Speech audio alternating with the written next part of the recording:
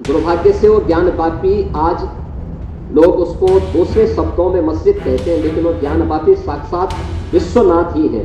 ये जो भौतिक अस्पृश्यता है, यह न केवल साधना के मार्ग का सबसे बड़ी बाधा है, बल्कि राष्ट्रीय एकता और अखंडता की भी सबसे बड़ी बाधा है। आचार्य शंकर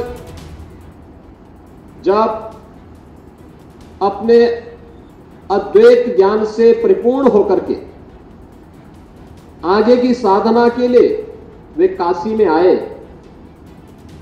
तो काशी में साक्षात भगवान विश्वनाथ ने उनकी परीक्षा लेनी चाहिए।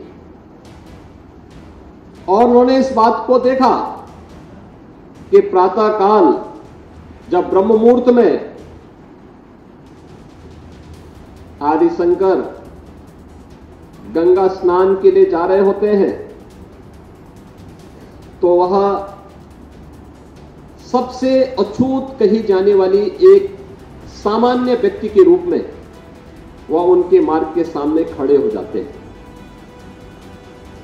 तो स्वाभाविक रूप से आदिशंकर के मुंह से निकलता है, हटो, मेरे मार्ग से हटो।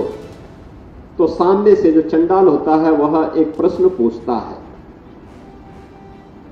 कि आप तो अपने आप को अद्वैत ज्ञान के मर्मज्ञ मानते हैं, आप किसको हटाना चाहते हैं?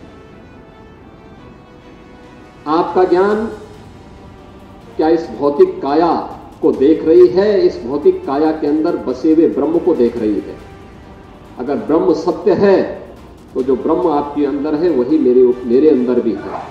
और इस ब्रह्म सत्य को जान करके अगर आप इस ब्रह्म को ठुकरा रहे हैं, इसका मतलब आपका ये ज्ञान सत्य नहीं है। तो उन्होंने, कोई भौचक थे, एक चंडाल के मुंह से इस प्रकार की बात।